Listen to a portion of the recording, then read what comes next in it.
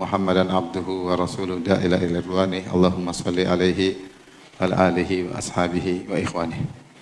Pada kesempatan bahagia ini saya akan membacakan suatu makalah yang ditulis oleh Fahad bin Abdul Aziz Ash-Shwairikh yang judulnya Al-Barakah, tentang keberkahan.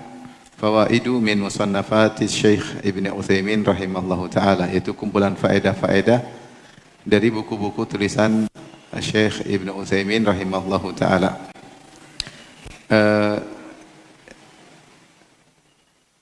Beliau berkata,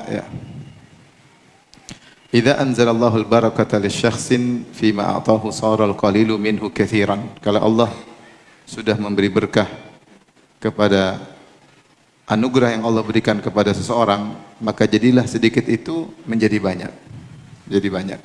Wa idza nuzi'atil barakatu saral katsiru qalilan. Tapi kalau apa yang telah diberikan Allah kepadanya seperti harta dan yang lainnya, kalau dicabut keberkahan, maka yang banyak itu terasa sedikit. Sebaliknya, kenapa? Keberkahan telah dicabut. Wa kam min insanin yaj'alullahu ala yadayhi minal khair fi ayyamin qalilah ma la yaj'alu ala yadi ghairihi fi ayyamin katsirah. Betapa banyak orang yang Allah berikan keberkahan padanya, banyak kebaikan yang dia hasilkan dalam hari-hari yang sedikit. Sementara ada orang yang diberi hari yang banyak, umur yang banyak, tapi kebaikannya sedikit ya. Jadi ada yang umurnya sedikit tapi ternyata kebaikannya banyak, dan sebaliknya ada yang umurnya panjang tetapi atau diberi waktu yang panjang, kebaikannya ternyata sedikit. Wa kam min insanin yakunul malu indahu qalilan lakinnahu mutana'imun fi baitihi qad barakallahu fi malih. Betapa banyak orang yang hartanya sedikit tapi dia merasa bahagia di rumahnya yang mungkin sempit, yang mungkin kecil, harta sedikit tapi dia diberkahi oleh Allah Subhanahu wa taala. Dan sebaliknya ada orang yang mungkin rumahnya besar, hartanya banyak, namun dia tidak bahagia dengan harta tersebut. Wa ahyanan tuhissu bi anna Allah baraka laka fi hadha syai' bihaitsu yabqa indaka muddatan tawilah. Dan bisa jadi engkau sendiri sadar Allah berkahi sesuatu milikmu, dan ternyata apa yang kau miliki tersebut bermanfaat dalam waktu yang lama. Ini muqaddimah yang disampaikan oleh Syekh Al-Utsaimin rahimahullah ta'ala tentang keberkahan. Jadi keberkahan itu adalah maknanya kebaikan yang banyak. Kalau Allah sudah beri berkah kepada sesuatu, maka meskipun sedikit akan terasa banyak. Meskipun sedikit akan bermanfaat. Meskipun waktu yang singkat tetapi faedah banyak. Itu berarti engkau telah diberi keberkahan. Tapi sebaliknya, kalau Allah cabut keberkahan, meskipun terasa harta banyak, rasanya sedikit, tidak cukup-cukup. Meskipun rumah luas dan megah, tapi tidak ada kebahagiaan. Meskipun diberi umur panjang, tapi tidak ada kebaikan, yang produktivitas yang dihasilkan. Ini berarti keberkahan telah dicabut. Oleh karenanya di antara doa yang dipanjatkan oleh Nabi dan diajarkan oleh Nabi SAW, wa barik lana fima a'tait. Ya Allah, berkahilah kepada kami pada apa yang telah kau berikan kepada kami. Itu berkahilah umur kami, berkahilah harta kami, berkahilah istri kami, berkahilah anak-anak kami, berkahilah usaha kami, berkahilah energi kami ya. Yaitu semua anugerah yang kau berikan kepada kami, berkahilah ya Allah. Karena kalau sudah beri berkah, maka akan mendatangkan banyak kebaikan. Apa rahasia agar apa yang Allah berikan kepada kita bisa optimal dengan keberkahan? Rahasianya adalah bertakwa kepada Allah Subhanahu wa taala. Beliau berkata, "Wa taqwallah bi fi'li ta'at wa tarkil muharramat min ahammi asbabi nailil barakah." Bertakwa kepada Allah. Caranya bertakwa, jalankan ketaatan, jauhi maksiat. Jalankan ketaatan sebisa mungkin yang bisa kita lakukan, jauhi maksiat sebisa mungkin yang bisa kita lakukan. Dosa sekecil apapun usahakan kita tinggalkan, sehingga Allah turunkan keberkahan. Dan dia adalah sebab utama untuk meraih keberkahan. Dalilnya Allah berfirman, "Walau anna ahlal qura amanu wattaqau la fatahna 'alaihim barakatim minas sama'i wal ard." Seandainya penduduk negeri beriman dan bertakwa, kami akan buka bagi mereka keberkahan dari langit dan bumi. Syaratnya beriman dan bertakwa.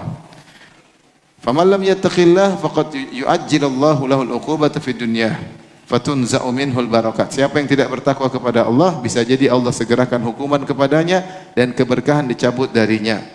Wa taktsuru indahul afat, sehingga dia banyak mengalami ya kesulitan-kesulitan, kecelakaan-kecelakaan, kekurangan-kekurangan ya karena meninggalkan ketakwaan. Dan di antara dalil yang menguatkan akan hal ini firman Allah Subhanahu wa taala, "Wa may yattaqillaha yaj'al lahu makhraja wa yarzuquhu min haitsu la yahtasib." Siapa yang bertakwa kepada Allah, Allah akan kasih solusi baginya dan Allah akan berikan dia rezeki dari arah yang tidak dia sangka-sangka. Jadi di antara keberkahan ada rezeki dari arah yang tidak kita sangka. Tahu-tahu datang rezeki, tidak pernah menduga sama sekali, tidak pernah kita kira-kira sama sekali, ternyata banyak rezeki akibat dari ketakwaan. Ini menunjukkan keberkahan Allah berikan kepada kita. Taib. Kemudian Syekh menjelaskan apa makna al-barakah. Al-barakah kata beliau, asluha minal birkah wal birkah wasi'ah. Al-barakah diambil dari lafal birkah. Birkah itu majma'ul ma', tempat besar, ada air banyak di situ, seperti semacam danau kecil, air yang banyak. Sehingga menunjukkan luas tempat tersebut dan banyaknya air. Fiha ma'un qar sabit. Di situ ada air yang tenang. Oleh karenanya makna dari al-barakah maknanya al-khairul katsirus sabit, kebaikan yang banyak yang menetap. Kalau dikatakan ini adalah berkah, berarti banyak kebaikan di situ dan menetap kebaikan tersebut, maka dikatakan berkah. Ada yang mengatakan juga diambil dari al-buruk, yaitu onta. Kalau buruk itu dia sudah menderem, dia sudah menetap. Sehingga al-barakah maknanya kembali kepada dua makna. Maknanya banyak, itu kebaikan yang banyak, dan menetap. Dan menetap itu namanya berkah. Kemudian beliau membahas tentang sebab-sebab keberkahan. Dan tentunya ketika kita tahu sebab utama keberkahan adalah ketakwaan, kita tahu ternyata mencari keberkahan di zaman penuh fitnah ini memang tidak mudah. Banyak godaan sehingga orang meninggalkan ketakwaan.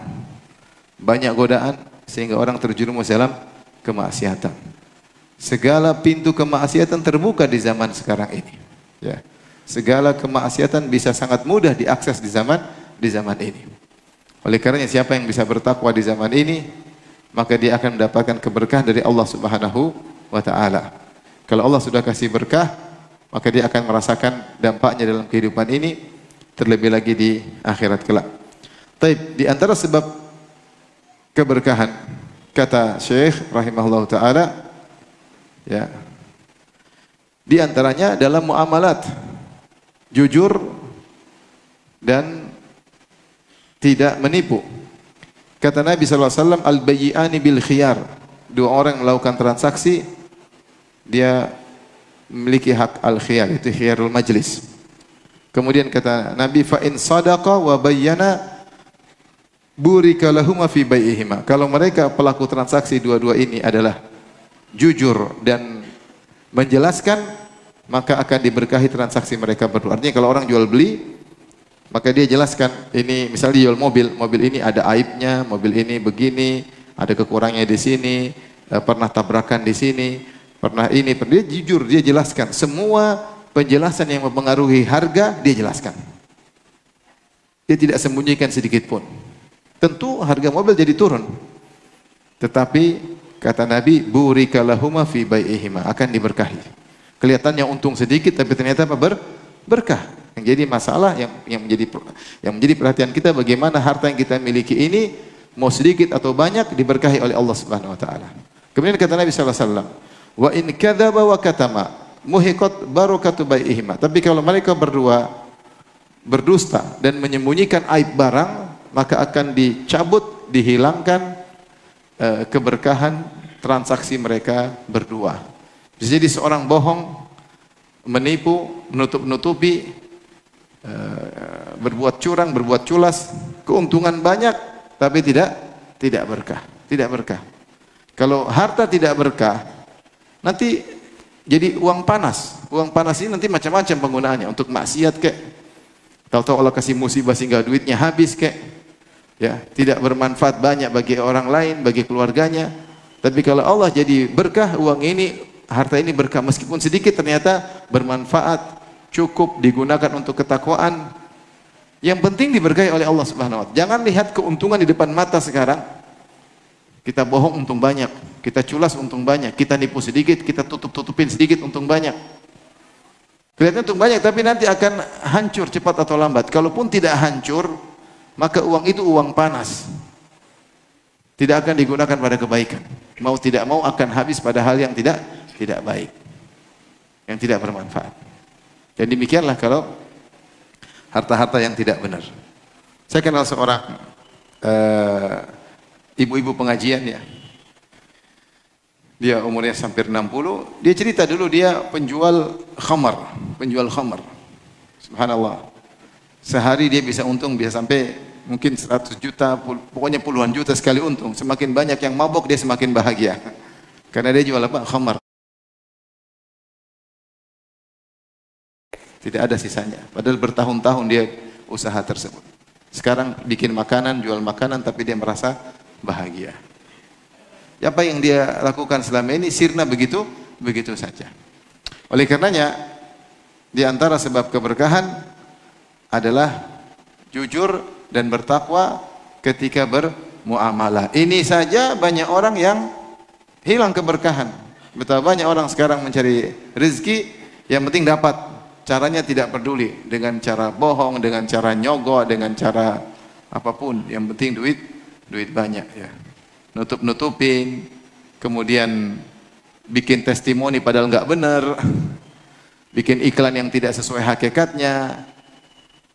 Ini semua menghilangkan keberkahan. Taib. Kemudian di antara sebab keberkahan yang subhanallah Syekh Utsaimin rahimahullah, Ibnu Utsaimin rahimahullah menyebutkan sebab-sebab yang bisa kita praktekkan dalam kehidupan sehari-hari.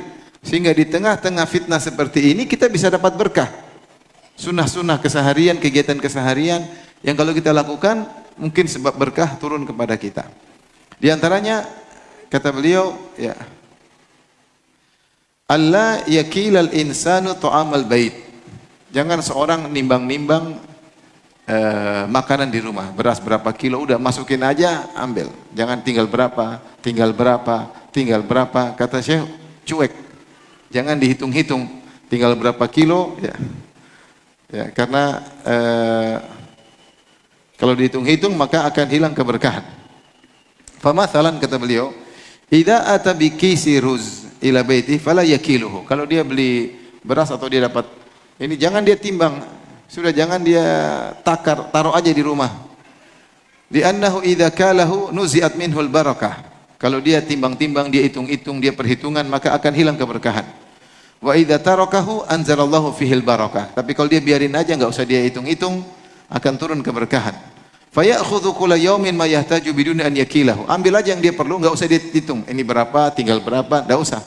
Pokoknya dia ambil aja. Nanti kalau habis dia beli lagi. Jadi enggak usah dihitung-hitung. Hadza ja'at bihi sunnah, ada dalilnya. Dalilnya saya bacakan dalam hadis Sahih Bukhari. Kata Aisyah radhiyallahu anha, "Tufiya Rasulullah sallallahu alaihi wasallam wa ma fi baiti min syai'in ya'kuluhu dzu kabidin illa syatru sya'irin fi raffin li." Kata Aisyah radhiyallahu taala anha, istri Nabi sallallahu alaihi wasallam, ibunda kaum mukminin, Rasulullah sallallahu alaihi wasallam wafat dan tidak ada makanan tersisa yang bisa dimakan oleh makhluk hidup, yaitu manusia, dan kecuali hanya sebagian gandum yang ditaruh di rak milikku. Fa akaltu minhu hatta tala alayya. Aku makan terus, enggak habis-habis. Padahal gandumnya enggak banyak. Fakiltuhu, lalu aku pingin tahu tinggal berapa. Langsung habis itu. Sebelumnya aku enggak pernah nimbang, makan. Ternyata tidak habis-habis. Ini ada kemungkinan berkah dari Nabi sallallahu alaihi wasallam, atau memang karena kalau menurut Syekh Utsaimin ini umum. Enggak usah ditimbang-timbang, enggak usah perhitungan, ya. Yang penting ada bagi, waktunya habis beli lagi. Dan ini dikuatkan dengan hadis Asma binti Abi Bakar radhiyallahu anha. Nabi sallallahu alaihi wasallam berkata kepada Asma, "La tu'i fayu'illahu alayki." Maknanya, la tuqaddiril asya' fa inna Allah yu'i alayki, ay annahu yu'amiluki bihasabi ma tuqaddirin. Itu jangan kau hitung-hitung. Kalau kau hitung-hitung, kau akan tahu, oh berarti sekali pakai lagi, 2 kali masak lagi habis. Tapi kalau kau tidak hitung, biarin Allah yang tawakal aja sama Allah. Nanti biasanya lebih lama daripada kalau kau hitung-hitung. Ini masalah iman ya. Masalah iman. Masalah iman. Ya. Saya pertama tahu hadis ini dari seorang teman saya dari Libya. Orangnya, dia bilang kalau dia beli apa-apa, kata dia, Firanda nggak usah hitung-hitung, rezeki urusan Allah, kasih dia nggak hitung-hitung. Tapi dia yang paling kaya di antara kita waktu itu. Dia yang paling kaya. Saya tahu dia dapat rezeki, padahal dia juga nggak sama, gajinya sama dengan kita. Tapi subhanallah, jadi kalau di antara sebab berkah, kata Syekh Utsaimin rahimahullah, jangan terlalu hitung-hitung ya. Ya waktunya habis, tapi ini butuh iman ya. Butuh takwa agar turun apa? Berkah ya. Agar turun apa? Berkah. Sudah enggak takwa, hitung-hitung lagi. Cepat habis. Jadi dikatakan oleh para ulama ya.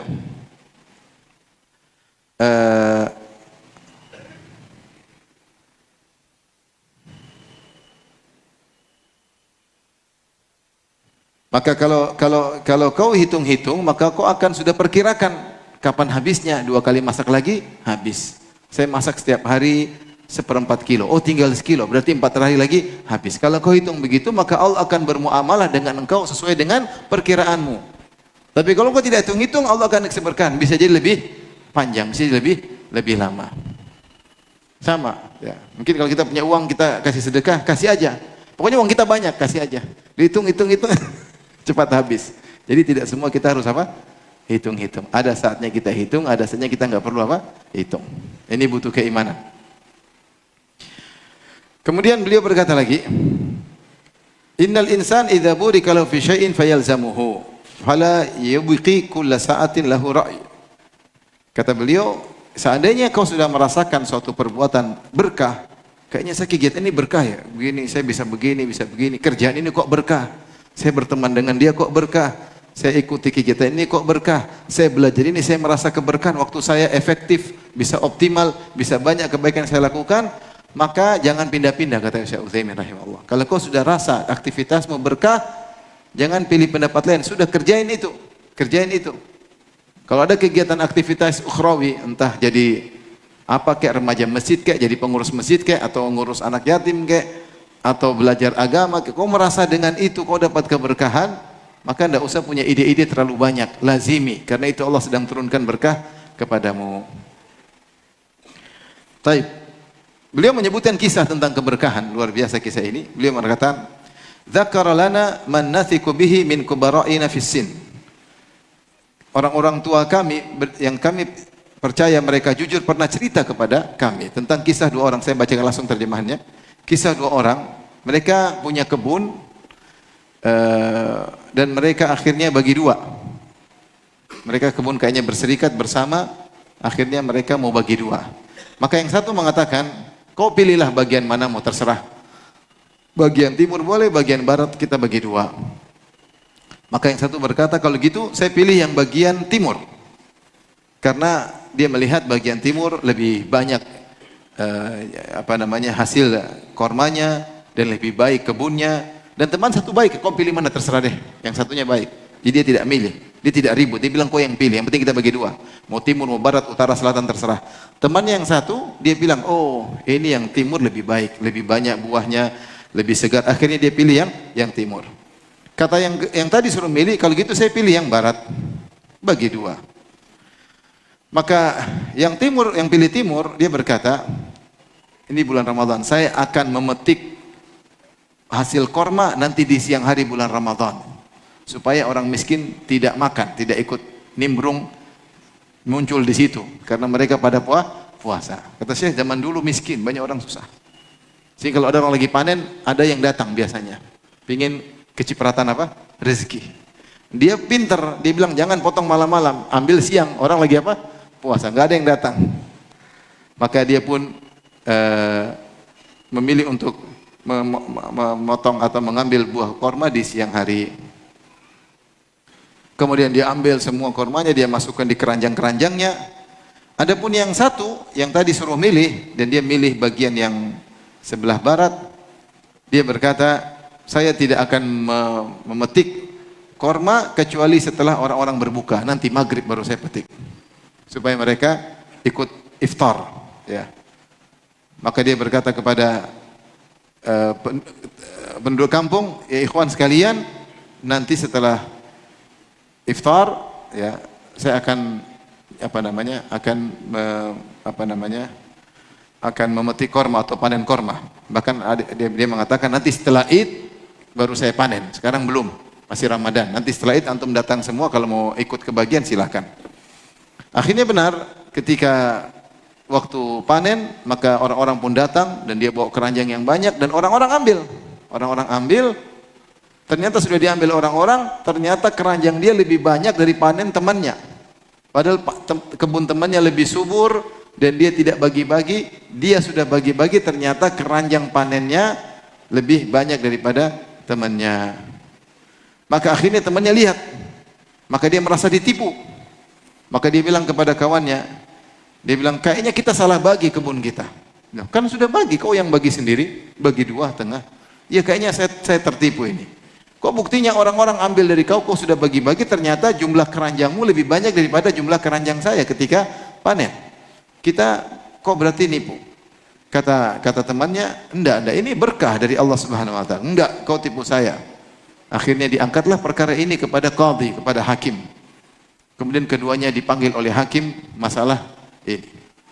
Maka dia berkata, orang ini, wahai qadhi, kami telah bagi kebun menjadi dua bagian. Dan aku telah memasukkan kormaku di keranjang-keranjang dan dia juga memasukkan keranjang-keranjang, ya. Tetapi aku ngambil waktu masih Ramadan, ya, supaya Ramadan, sementara dia memanen setelah iftar atau setelah Id, ya. Dan orang-orang datang makan dari hasil panennya. Kemudian orang-orang ngambil juga korma dan korma buat dia, ternyata punya dia lebih banyak dari saya, kan aneh. Dia sudah dipotong, diambil orang, ternyata hasil dia lebih banyak daripada saya. Itu saya ditipu sama dia. Berarti pembagian awal itu tidak sama luas kebunnya. Maka qadhi pun mengingatkan firman Allah Subhanahu wa taala, "Inna balawnahum kama balawna ashabal jannah." Ya. Tentang kisah pemilik kebun yang Allah sebutkan dalam surat Al-Qalam, yang mereka fantalaqu wa hum yatakhafatun alla yadkhulannaha al-yawma 'alaikum miskin. Mereka ingin ke kebun mereka bilang, hati-hati. Pokoknya kalau kita panen, jangan ada orang miskin yang hadir. Ternyata ketika mereka datang, kebun mereka sudah dibakar oleh Allah Subhanahu wa taala. Jadi mereka sudah niat, kalau panen jangan ada orang. Kata Syekh Utsaimin, zaman dulu orang miskin, kalau ada yang panen orang miskin pada datang. Berharap kecipratan apa? Rezeki. Tapi ini satu ini enggak mau. Ternyata hasil dia lebih sedikit, ya. Jadi qadhi mengingatkan, ya sudah, memang kau wajar sedikit karena temanmu banyak, karena diberkahi oleh Allah Subhanahu wa taala. Oleh karenanya seorang harus yakin akan hal ini, ya. Keberkahan itu murni milik Allah Subhanahu wa taala. Dialah wahibul barakah, pemberi anugerah barakah. Dia yang menentukan berkah atau tidak, dia yang menurunkan barakah, dan Allah disifati dengan tabarak, zat yang penuh dengan keberkahan. Baik, ini bahwasanya sedekah mendatangkan apa? Keberkahan. Di antara sebab keberkahan, jangan lupa menyebut nama Allah Subhanahu wa taala. Dalam hadis disebutkan, kullu amrin dzibalin la yubda fi bismillah fahuwa abtar. Setiap perkara yang tidak dimulai dengan bismillah maka akan terputus atau berkurang. Di antara tafsirannya naqisul barakah, tidak sempurna keberkahannya. Maka dalam segala urusan, kalau kita tahu doanya, kita berdoa. Mau ini, mau anu. Kalau kita enggak tahu doanya, minimal kita bilang apa? Bismillah. Bismillah. Ya. Di antaranya, jangan lupa kalau ingin berhubungan dengan istri, bilang apa?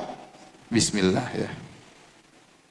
Allahumma jannibni syaitan wa jannibni syaitan ma razaqtana. Jangan lupa bilang apa? Bismillah, ya Allah, jauhkanlah kami dari syaitan dan jauhkanlah syaitan dari anak keturunan kami. Kata Nabi SAW, kalau Allah mentakdirkan dia punya anak dari hubungan intim tersebut, lam yadhurrahu syaitan abadan. Syaitan tidak akan beri mudarat kepada anak ini. Maksudnya anak ini pasti jadi anak soleh. Pasti jadi anak soleh. Meskipun mungkin dia nakal, bukan dia jadi anak yang maksum, tidak mungkin salah. Mungkin dia salah, mungkin dia nakal, tapi ujungnya dia akan menjadi anak soleh. Subhanallah, cuma ketika berhubungan jangan lupa baca doa. Jangan asal langsung menyerang, harus berdoa dulu sebelumnya, ya. Berkah dengan menyebut nama Allah. Jadi apapun kegiatan jangan lupa bilang apa? Bismillah. Bismillah itu adalah kalimat isti'anah. Kita mengatakan dengan menyebut nama Allah. Jadi kita minta tolong kepada Allah. Iling, ingat Allah sebentar aja. Connecting sebentar aja. Bismillah. Dalam hati, ya Allah tolong aku. Akan ada keberkahan. Akan ada keberkahan. Kemudian beliau menyebutkan tentang keberkahan, ya, misalnya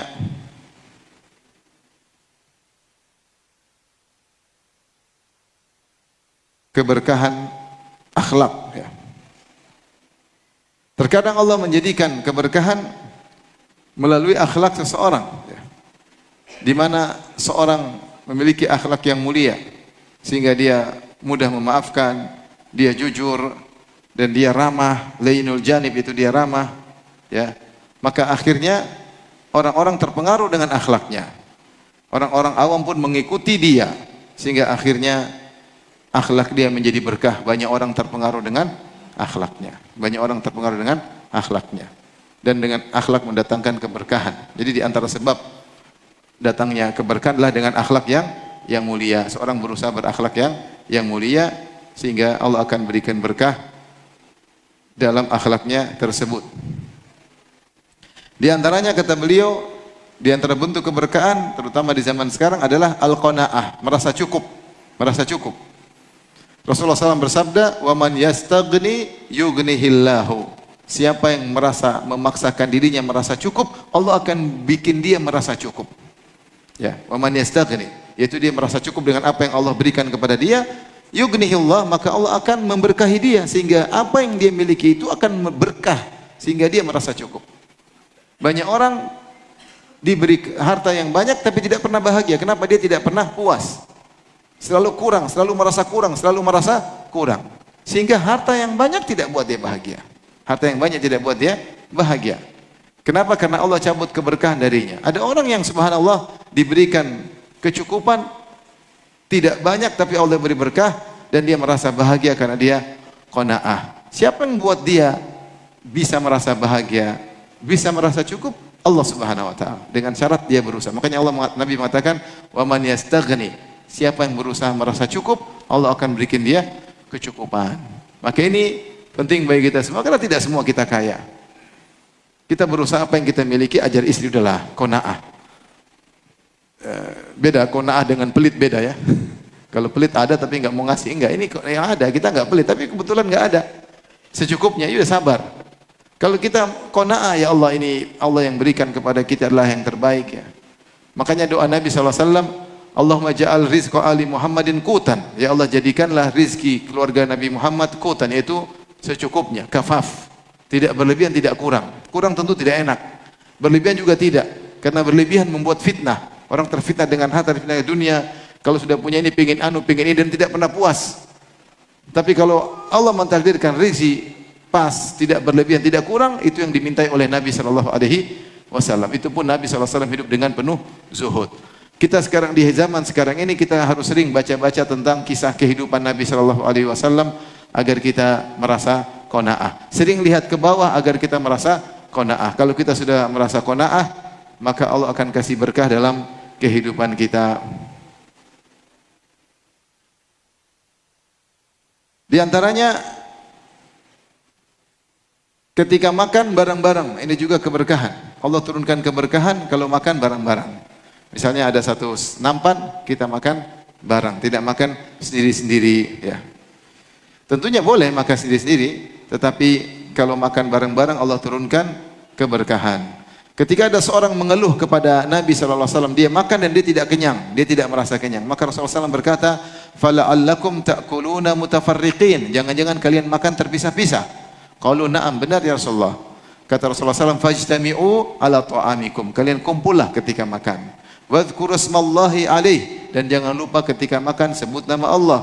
Yubarik lakum fihi atau yubarak lakum fihi, maka Allah akan beri berkah kepada kalian. Maka kalau kita makan dengan menyebut nama Allah, kumpul, Allah akan beri keberkahan yang mungkin sedikit tapi membuat kenyang. Maka ta'amul isnain yakfi thalatha, makan 2 orang bisa untuk 3 orang, makan 3 orang bisa untuk 4 orang, dan demikian, ya.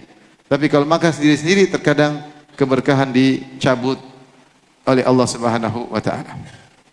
Di antara keberkahan yang beliau sebutkan adalah keberkahan ucapan tahniah atau tahiyat dengan assalamualaikum, dengan tahiyat Islam, assalamualaikum. Jangan diganti sekedar duniawi, sehat Pak, ya, pagi Pak. Itu yang kedua. Pertama kita bilang apa? Assalamualaikum. Setelah itu baru kita boleh bilang sehat Pak, semoga sehat, pagi, bukan sore Pak, pagi Pak. Tapi jangan kita lupakan tahiyatul Islam dengan mengucapkan apa? Assalamualaikum warahmatullahi wabarakatuh.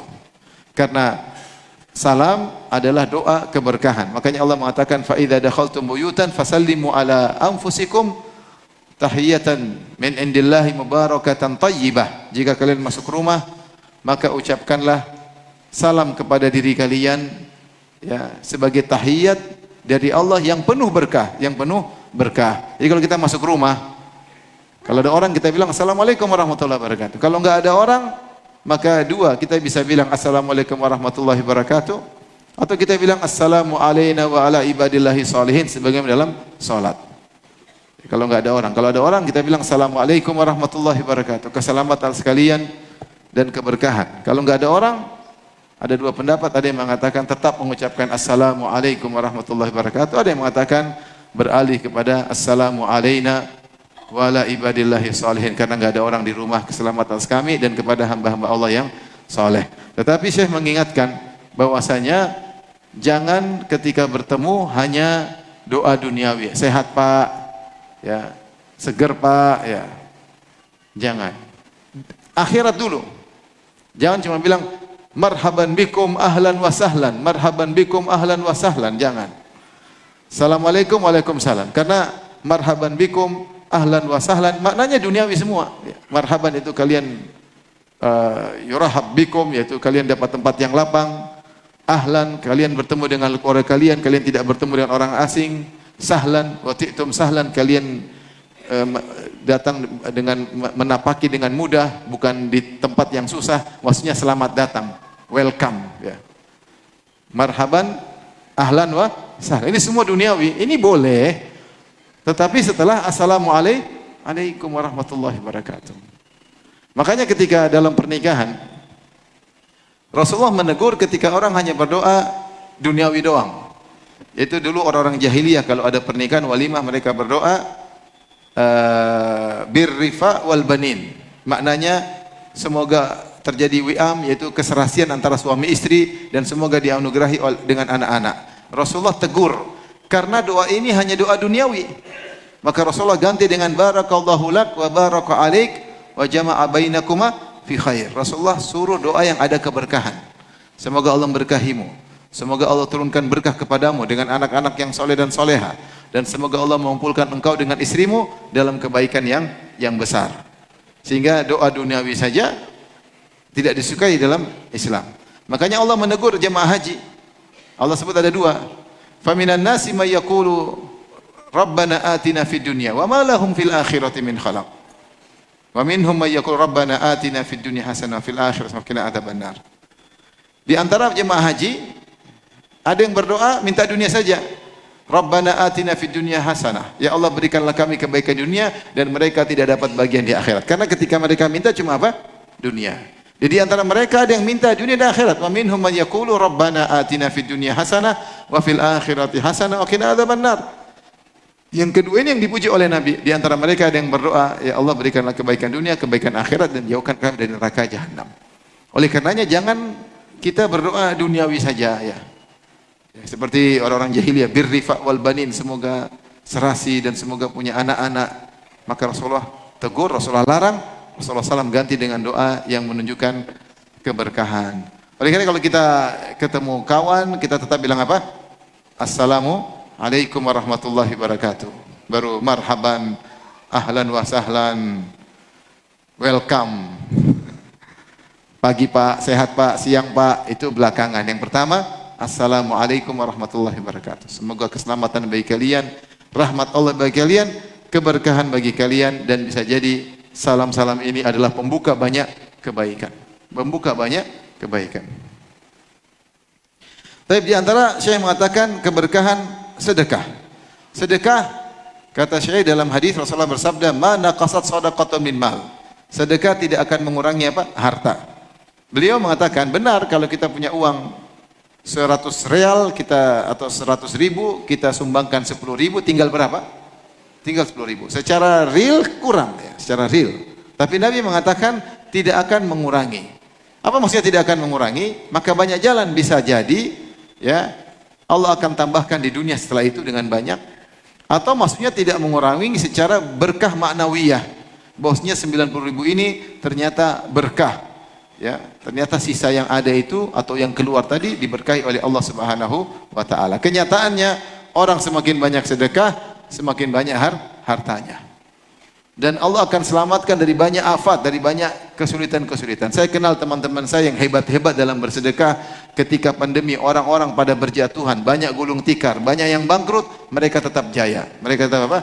Jaya di masa pandemi. Kenapa? Mereka sering bersedekah. Allah punya cara untuk menjaga mereka. Oleh karenanya sedekah tidak akan mengurangi harta. Kelihatannya kurang, tapi entar lagi penuh lagi. Jangan khawatir. Transfer 100 juta tinggal berapa? Tinggal 80. Entar lagi jadi 120. Enggak lama lagi ya. Karena Rasulullah yang bilang sedekah tidak mengurangi harta, sebagian Allah mengatakan bal tazid, bahkan menambah di dunia sebelum di akhirat kelak. Maka jangan pernah ragu-ragu untuk banyak bersedekah ya. Beliau berkata di sini ya. Ya'lam annahu la budda an yanqusul adat. Kalau dia keluarkan duit secara hitungan berkurang, 100 ribu dikeluarkan 10 ribu jadi 90 ribu. Lakinnahu lam yanqus min haitsul ma'na, tapi secara makna tidak berkurang. Wa dzalika anna Allah Ta'ala yunzilul barakata fima baqiya minal mal. Kenapa? Karena Allah turunkan keberkahan pada harta yang tersisa. Wa yabqa wa yaqil mal al-afat allati qad tahdutsu lil mal nafsihi, dan di antaranya Allah menjaga hartanya agar tidak terkena kerusakan, bencana, musibah dan yang lainnya. Au limalikil mal, atau Allah jaga dia. Allah jaga sang pemilik harta yang sedekah tadi, Allah jaga dia. Ara'aita law kana 'inda insan 100 riyal mathalan wa usiba bimarad. Coba kau lihat, seandainya orang punya 100 real, terus dia sakit. Kemudian dia butuh 100 real untuk berobat. Bukankah habis uangnya untuk berobat? Iya habis. Tapi yang satu bersedekah, Allah jaga kesehatannya sehingga uangnya tidak habis. Jadi bisa jadi keberkahan turun kepada hartanya atau keberkahan turun kepada sang pemilik harta. Ya, oleh karenanya seorang yang bersedekah di antara sebab penjagaan dirinya. Ya, ini di antara bentuk sedekah. Waktunya azan. Oke, silakan azan dulu.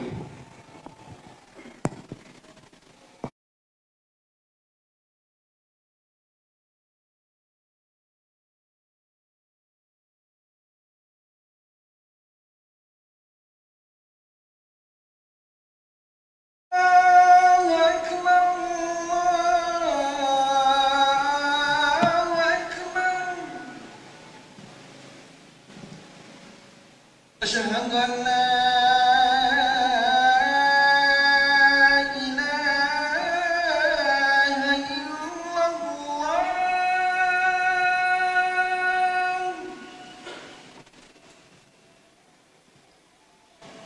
أشهد أن لا إله إلا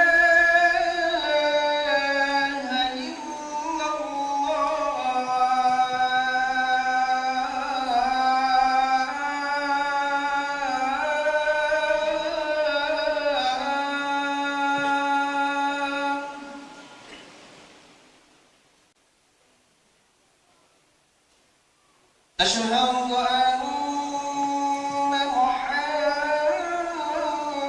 محمدا رسول الله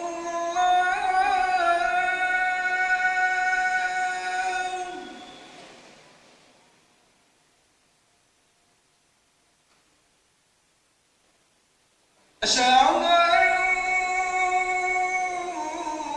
أن محمدا رسول الله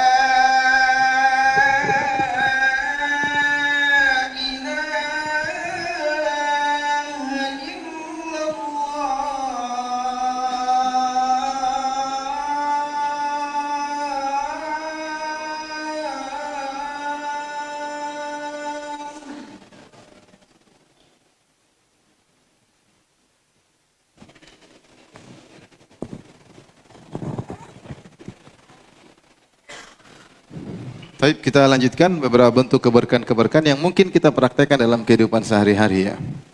Di antaranya bagi orang-orang yang punya duit banyak, jangan lupa ada keberkahan syarikatul mudharabah ya. Syarikatul mudharabah yaitu kalau kita punya uang, kita pilih orang yang amanah, dia enggak punya duit tapi punya kemampuan, kita pinjamkan. Kita pinjamkan atau kita buat dia kerjasama dengan kita ya, sehingga kemudian dia bisa berusaha dan hasilnya bisa buat anak-anaknya, hasil bagi sesuai dengan kesepakatan.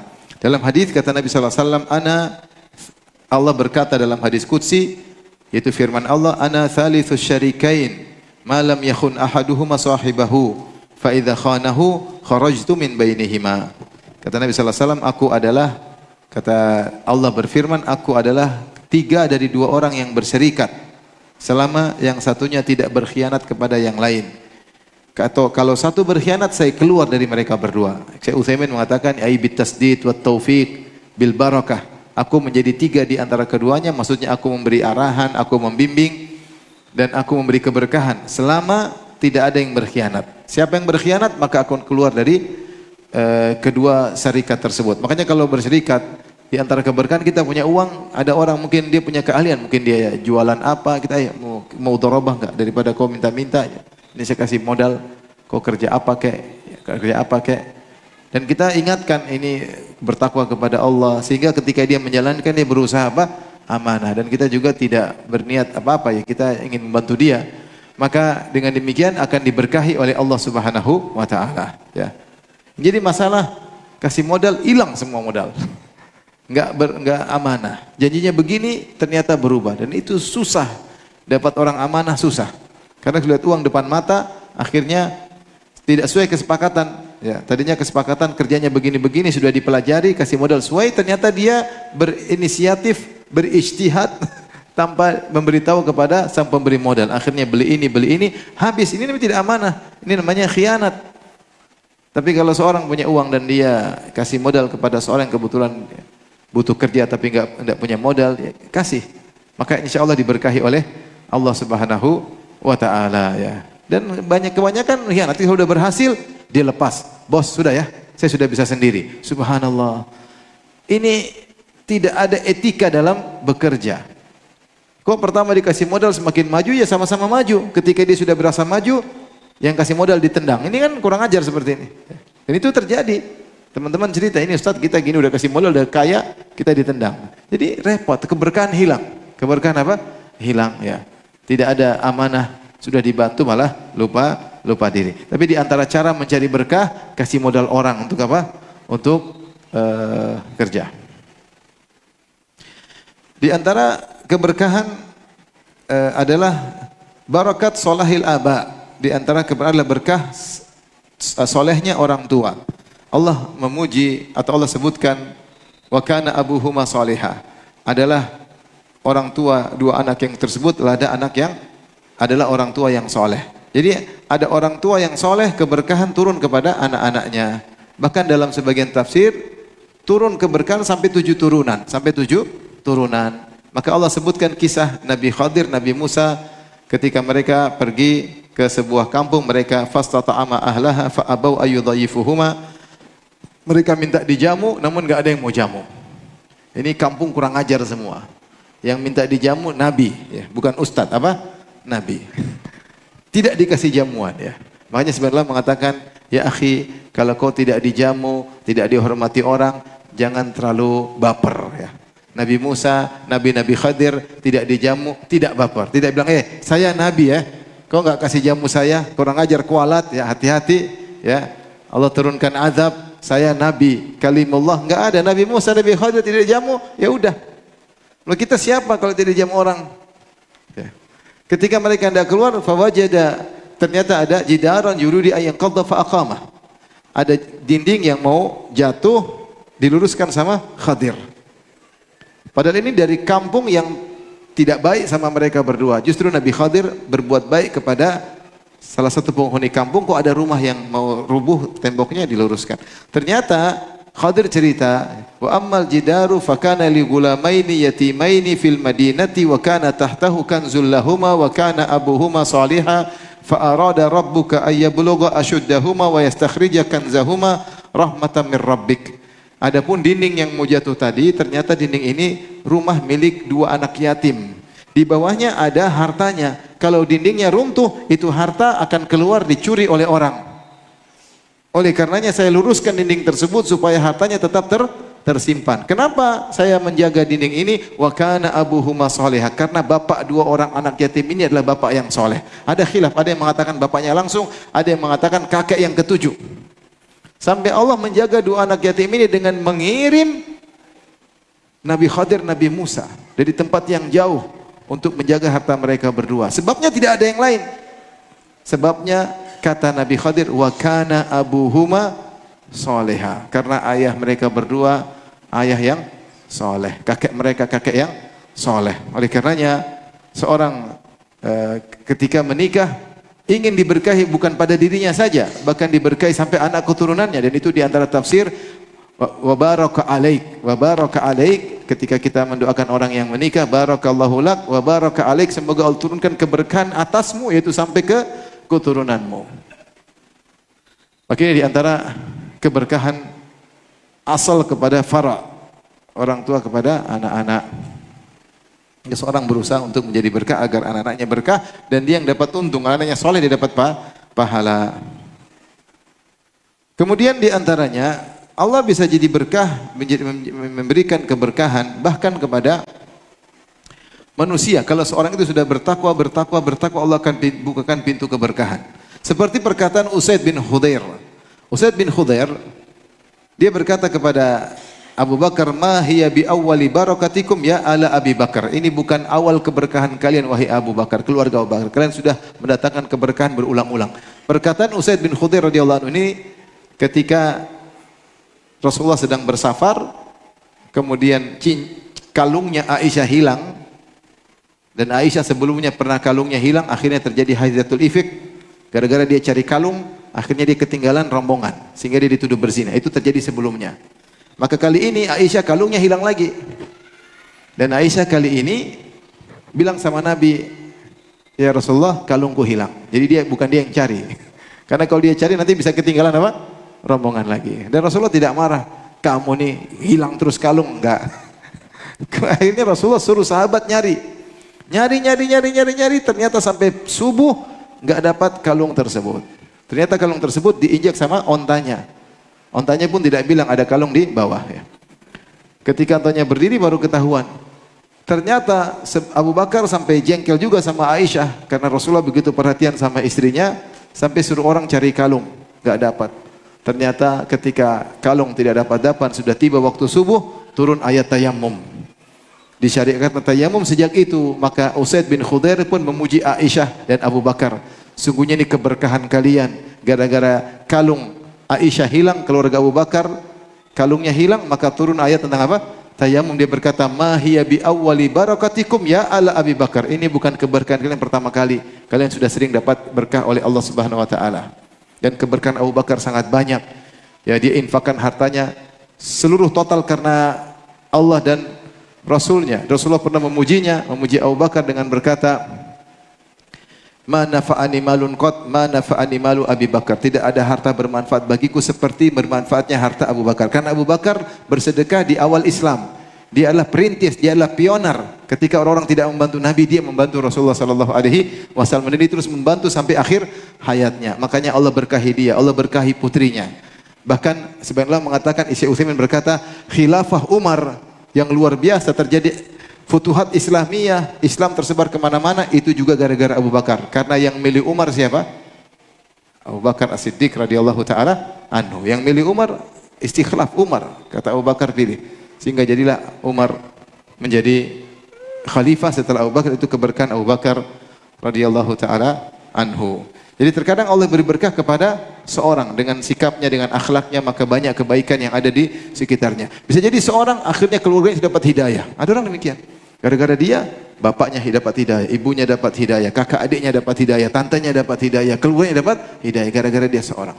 Ada gara-gara seorang dai, satu kampung sudah dapat apa? Hidayah. Ada. Subhanallah, Allah beri berkah pada dirinya. Di antara wanita yang berkah, Allah berikan keberkahan adalah Juwairiyah. Juwairiyah, saya bacakan hadisnya. Dengan sebab dia akhirnya banyak saudara-saudaranya yang dimerdekakan dan akhirnya mereka masuk Islam. Kata Aisyah radhiyallahu anha, tatkala Rasulullah SAW membagi sabaya, yaitu tawanan-tawanan perang setelah perang Banil Mustalik atau Ghazwatul Muraisi', Juwairiyah bintul Harith termasuk tawanan yang didapatkan bagian jatah Thabit bin Qais bin Syammas. Kemudian Juwairiyah pun melakukan mukatabah. Mukatabah itu dia mengatakan kepada majikannya itu Sabit, wahai Sabit, saya akan beli diri saya sendiri. Saya akan beli diri saya sendiri. Kau jual, saya mau nebus diri saya karena saya budak, karena saya kalah perang. Akhirnya saya jadi budakmu. Saya melakukan mukatabah. Mukatabah maksudnya saya ingin tebus diri saya sendiri, berapa hargaku, saya akan bayar. Akhirnya Sabit menentukan harga, kalau mau bebas harganya sekian. Kata Aisyah, wa kanat imra'atan hulwatan mulahah la yaraha ahadun illa akhadat bi nafsihi. Dia wanita cantik, Juwairiyah, tidak ada yang melihat kecuali tertarik. Fa'atat Rasulullah sallallahu alaihi wasallam tasta'inu fi kitabatiha. Maka dia pun datang kepada Nabi minta tolong agar Nabi membantu dia supaya dia bisa bayar utangnya, supaya bisa apa? Lunas. Qultu wa sayara minha mithla ma ra'ait. Dan Rasul akan melihat darinya apa yang seperti aku lihat, itu cantik. Falamma dakhalat ala Rasulullah sallallahu alaihi wasallam qalat ya Rasulullah, ketika Juwairiyah datang, dia masih musyrikah dan dia ingin menebus dirinya, minta tolong sama Nabi. Dia berkata, ya Rasulullah, saya Juwairiyah bintul Harith, sayyidu qaumi. Saya kaum yang kau perangi, bosnya adalah Harith, saya putri bos kaum tersebut. Ya, saya adalah putri dari pemimpin kaum yang engkau perangi. Waqad asabani minal bala ma lam yakhfa alaik. Aku telah ditimpa dengan musibah yang kau tahu. Waqad katabtu ala nafsi fa inni ala kitabat. Ya Rasulullah, saya telah ingin menebus diri saya sendiri, tolong bantu saya menebus diri saya. Maka Rasulullah SAW berkata,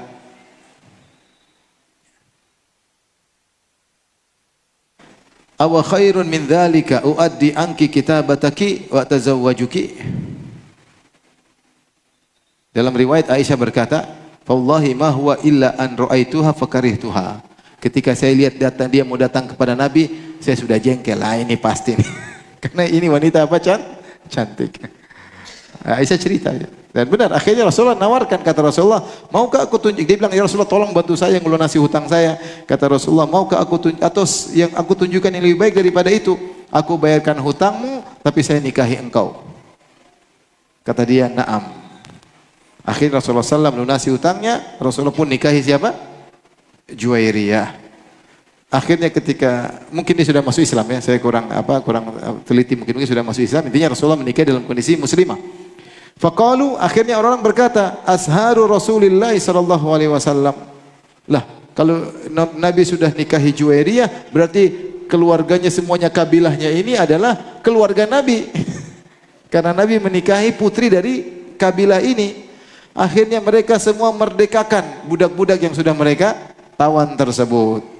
Ya, waqad falaqad utiqa biha mi'atu ahli baitin min Banil Mustalik. Gara-gara Juwairiyah dinikahi oleh Nabi, maka 100 orang merdeka gara-gara Juwairiyah, karena mereka bilang, masa kita jadikan keluarga Nabi, ipar-ipar Nabi sebagai tawanan kita. Akhirnya dimerdekakan. Apa kata Aisyah? Fama a'lamu imra'atan a'dhama barakatan minha ala qaumiha. Aku tidak pernah menemukan wanita lebih berkah terhadap kaumnya seperti Juwairiyah. Gara-gara dia banyak orang yang merdeka. Ini contoh bahwasanya terkadang Allah beri berkah kepada seseorang, dengan dia berkah bertakwa maka manfaat tersebar luar biasa. Di antara keberkahan adalah keberkahan dalam musyawarah. Barakatul musyawarah. Oleh karena seorang jangan lupa untuk bermusyawarah. Dengan musyawarah terkadang dibukakan banyak kebaikan yang tidak bisa dia ketahui dengan sendirian. Kemudian Syekh Utsaimin menyebut tentang kisah Umar. Suatu saat Umar sedang bersafar dengan kaumnya, tiba-tiba menuju negeri Syam. Tiba-tiba negeri Syam ada taun. Ada penyakit taun yang menular dan mematikan. Maka Umar berhenti, Umar ajak musyawarah. Umar panggil kaum muhajirin. Bagaimana menurut kalian? Kita lanjut atau kita balik? Sebagian mengatakan kita lanjut, kita kan menuju tujuan kita. Sebagian mengatakan kita balik. Ngapain kita bawa orang ke kebinasaan? Kita balik. Akhirnya Umar mengatakan, mana kaum Ansor? Musyawarah lagi. Bagaimana menurut kalian? Sama, dua pendapat lagi. Ada yang mengatakan kita lanjut, ada yang mengatakan kita balik. Akhirnya Umar lebih cenderung kepada balik. Kita balik. Datang Abu Ubaidah bin Al-Jarrah. Ya Umar, apakah kau tafirru min qadarillah? Apakah kau lari dari takdir Allah? Sudah lanjut aja. Subhanallah. Kata Umar, kalau bukan kau yang ngomong wahai Abu Ubaidah. Kalau orang lain mungkin sudah saya gamplang. Karena kau orang hebat. Kata dia, nafirru min qadarillah ila qadarillah. Kita lari dari takdir Allah menuju takdir Allah yang lain. Tapi Umar belum jalan. Tiba-tiba datang Abu Musa al-Asy'ari radhiyallahu taala anhu. Kemudian dia waktu itu dia lagi tidak ada ketika musyawarah, ada kebutuhan. Dia datang, akhirnya dia menyampaikan hadis. Dia berkata, bukan Abdurrahman bin Auf. Abdurrahman bin Auf datang, dia berkata, "Idza sami'tum," Rasulullah bersabda, "Idza sami'tum bi ardin fala taqdumu alaihi." Kalau kalian dengar ada taun di satu negeri, jangan datangi. "Wa idza waqa'a bi ardin wa antum biha fala takhruju firaran minhu." Tapi kalau datang taun di negeri kamu, jangan kabur keluar. Akhirnya Umar bersyukur kepada Allah, ternyata keputusan dia sesuai dengan hadis Nabi sallallahu alaihi wasallam. Maksudnya dengan musyawarah terkadang Allah bukakan kebenaran. Maka penting bagi kita untuk musyawarah. Jangan merasa hebat. Nabi saja yang pinternya luar biasa, kata Allah wasyawirhum fil amr, bermusyawarahlah. Sehingga kita dapati dalam sirah Nabi, setiap perang Nabi bermusyawarah. Perang Badar Nabi bermusyawarah, perang Uhud Nabi bermusyawarah, perang Khandaq Nabi bermusyawarah. Selama tidak ada wahyu, Nabi bermusyawarah. Ketika Hudaybiyah, Nabi tidak bermusyawarah. Sahabat pingin Nabi perang, kata Nabi enggak, kita enggak boleh masuk. Kita berunding, kita damai. Kenapa? Karena perintah Allah. Buktinya apa? Ketika unta Nabi ajak menuju ke masuk kota Mekah, sudah sampai Hudaybiyah, untanya mau masuk, ternyata untanya enggak mau jalan. Orang bilang, hal, ayo jalan. Untanya enggak mau jalan. Sampai orang bilang, unta Nabi membangkang.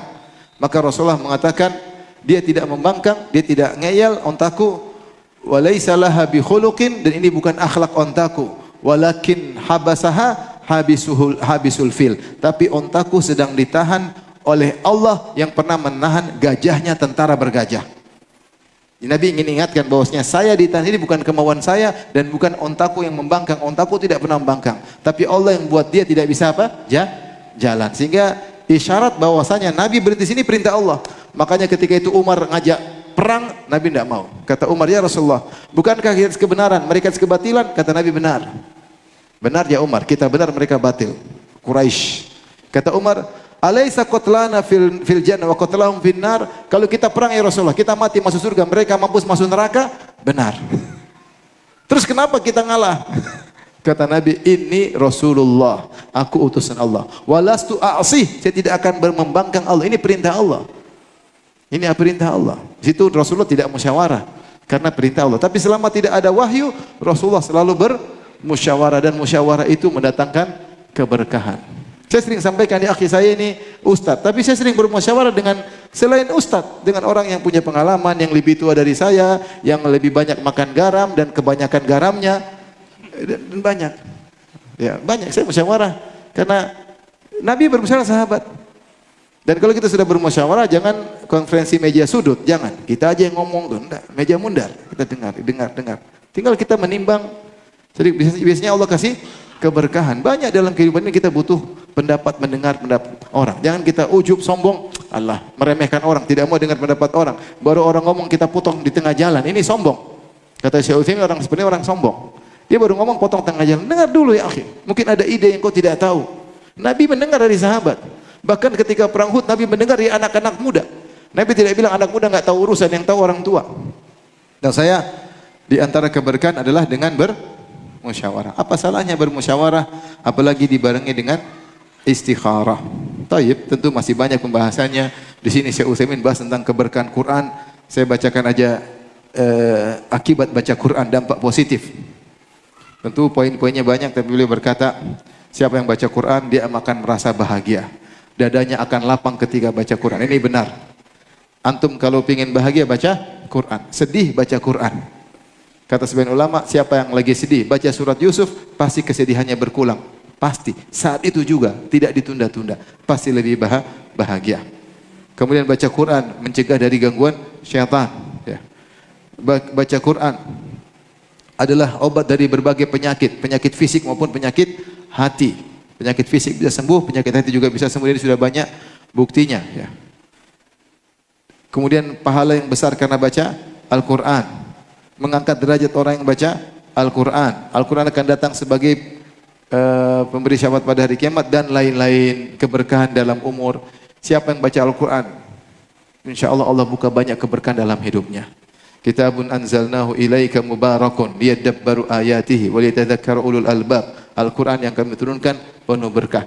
Maka sungguh merugi orang muslim satu hari tidak baca Quran, merugi. Semua berita dia baca, berita politik, berita kriminal, berita artis, berita cerai, berita apapun dia baca, kesehatan, berita cinta, berita selingkuh dia baca, berita akhirat dia tidak baca. Maka rugi kalau hari lewat kita tidak baca Quran. Maka kita harus berusaha. Ada setiap hari tidak terlepas dari apa? Al-Quran agar hidup kita berkah. Terakhir saya tutup dengan perkataan Syekh Utsaimin rahimahullah taala. Beliau berkata, al-insan idza ra'a Allah subhanahu wa ta'ala yaj'alu ala yadihi al-khair wal barakah. Idza ra'a anna Allah yaj'alu ala yadihi al-khair wal barakah fadhimatun 'azimah yanbaghi an yahmadallah 'alaiha bal yajibu an yahmadallaha 'alaiha wa yashkura 'alaiha. Kalau dia melihat ternyata dia berkah, banyak orang dapat hidayah karena dia, banyak orang ambil manfaat dari hartanya, banyak orang ngerti gara-gara dia, banyak orang bisa bahagia karena dia puji Allah, jangan dia ujub. Dia puji Allah, ini semua karena siapa? Karena Allah. Keberkahan bukan di tanganku. Keberkahan di tangan siapa? Allah Subhanahu wa taala, sehingga keberkahan akan terus berlimpah dan dia tidak ujub kepada dirinya sendiri. Demikian saja, wallahu taala alam bissawab. Boleh silakan. Baik Ustaz, bismillah. Di sini sudah masuk beberapa pertanyaan. Yang pertama, izin bertanya Ustaz terkait dengan fitnah sebagai